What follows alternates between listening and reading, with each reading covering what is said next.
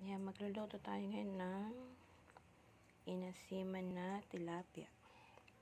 Lalagyan natin siya ng talbos ng kamote. Yan. Maglagay lang tayo ng tubig sa kaserola, tapos sabay-sabay na natin ilagay yung ating mga ricado. Lagyan na rin natin siya ng asin at saka betchin. Tapos hintayin na natin muna siyang kumulo bago natin ilagay yung ating isda. Dahil kumukulo na, ilagay na natin yung ating isdang tilapia.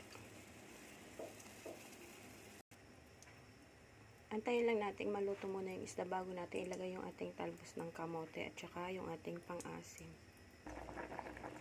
Ayan, pwede na natin ilagay yung ating talbos ng kamote.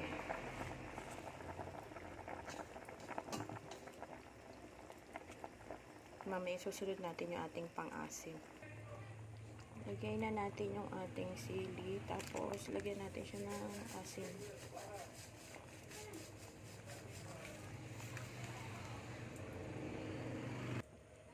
Ayan, ready to serve na po ang ating mainit at maasim na sinabawang tilapia na nilagyan ng talbos ng kamote.